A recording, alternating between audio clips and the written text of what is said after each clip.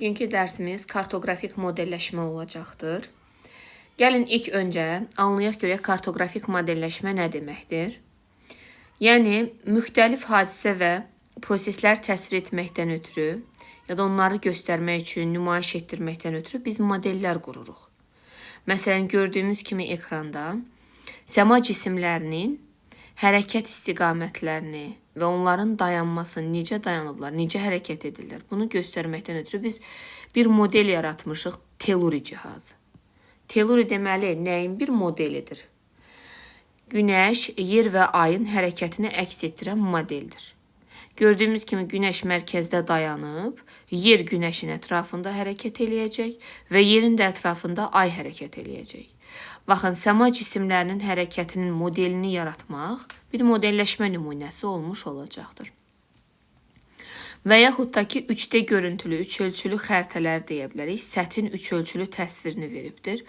Burada qabarıq relyef formaları, dağlıq əraziləri, yaşıl tonlarda olan yerlər isə düzənlikləri göstərəcəkdir. Buradakı qabarıq relyef formaları, baxın bu hissə, məsələn, Qafqaz dağlarıdır.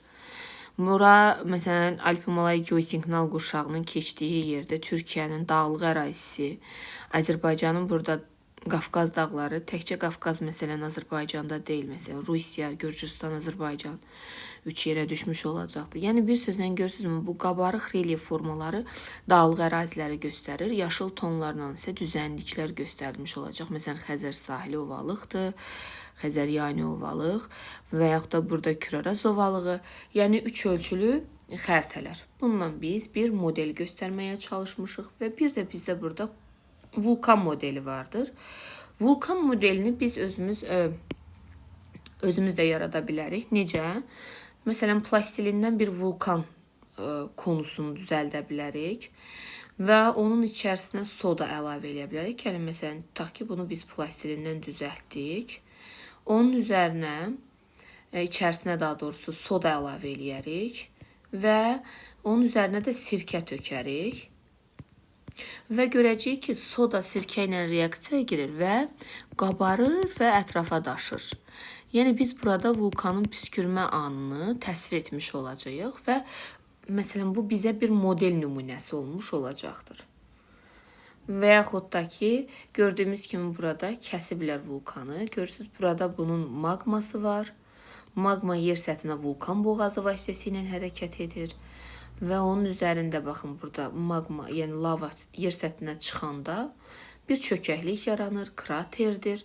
Bu artıq bizə nədir? Bir maketdir, bir oxşardır. Yəni, təbiətdə olan vulkanın oxşarı. Hal-hazırda biz o vulkanı, məsələn, şagirdlərə göstərə bilmərik, amma onun modelini göstərə bilərik.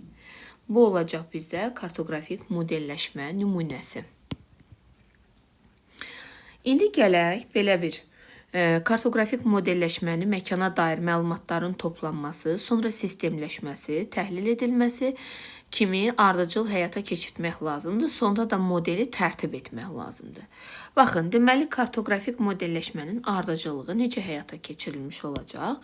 İlk öncə, birincisi, məkana dair informasiyalar, məlumatlar əldə ediləcək. Yəni, informasiya əldə ediləcək. Yəni, məlumat əldə edəcək. Bu informasiyanı əldə etdikdən sonra bu informasiyaları təhlil etməliyik. Təhlil etmək lazımdır. Daha sonra isə, ən sonda isə informasiya əsasında bir model hazırlamaq lazımdır. Məsələn, bu xəritələr ola bilər kartoqrafik modellərdən. Yəni, informasiyalar təhlil edildikdən sonra artıq xəritə tərtib etmək. Deməli, ilk öncə nə etmək lazımdır? İnformasiyanı əldə etmək lazımdır. İnformasiya əldə edildikdən sonra informasiyalar təhlil edilməlidir. Daha sonra isə artıq kartoqrafik model yaradılmalıdır. Məsələn, xəritə yaradılmalıdır, tərtib edilməlidir. Kartoqrafik modelləşmə həyata keçirilərkən 3 əsas prinsip vardır. Yəni, kartoqrafik modelləşmənin 3 prinsipi. Birincisi, riyazi əsas.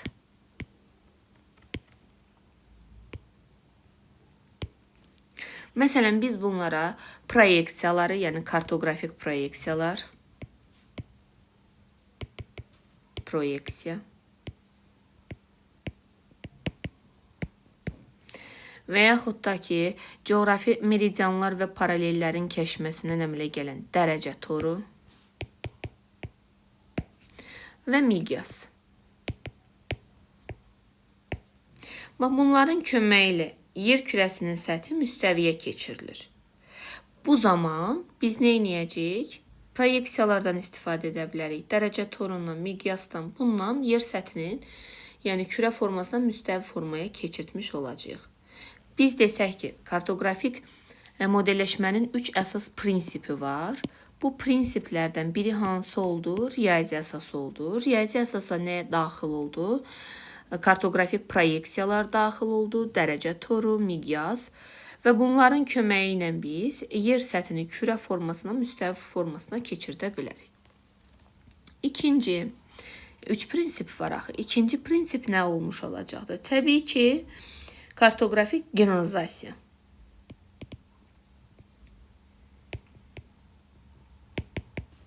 Generalizasiya.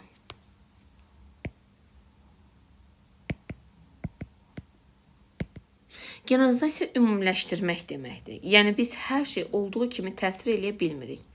Miqyasından, məzmunundan, məqsədindən asılı olaraq zəruri obyektləri seçəcəyik, yəni lazımlıları seçəcəyik. Onları ümumiləşdirəcəyik, sadələşdirəcəyik və o şəkildə təsvir edəcəyik. Bir sözlə generalizasiya nə oldu? Ümumiləşmə. Bu nədən asılı olacaqdır? Miqyasdan, məzmundan və məqsəddən asılı olaraq biz əsas vacib, zəruri obyektləri seçəcəyik, ümumiləşdirəcəyik, sadələşdirəcəyik. Və ən sonda üçüncüsü isə şərti işarə.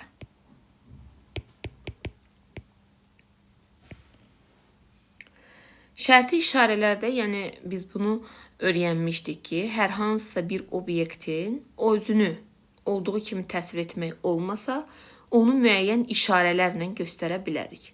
Bu da şərti işarələr olmuş olacaqdır. Keçək, təkrar eləyək. Kartoqrafik modelləşmə dedik ki, yer səthində olan hər hansısa bir coğrafi hadisənin, obyektin modelini yaratmaqdır. Bu necə ardıcıllıqla həyata keçiriləcək? Birinci informasiya əldə ediləcək, sonra təhlil ediləcək, sonra xəritə tərtib olunacaq və yaxud da ki, bir model nümunəsi yaradılmış olacaq. Bunun 3 əsas prinsipi vardır. Hansı prinsiplər vardır? Riyazi əsas. Riyazi əsas deyəndə nələr daxildir riyazi əsasa?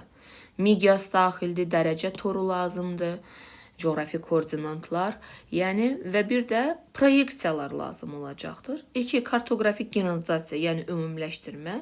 Çünki məqsəd, məzmun və miqyasdan asılı olaraq obyektlər, zəruri obyektlər seçiləcək, ümumiləşdiriləcək və xəritədə tərtib olunmuş olacaqdır. Ən sonunda da bəzi obyektlər olduğu kimi təsvir oluna bilmir, onlar müəyyən işarə şəklində verilmiş ola bilər. Şərti işarələrdən istifadə edilmiş olacaqdır. Belə, bizim kartoqrafik modelləşmə dərsimiz bundan ibarətdir. Sağ olun, hələlik.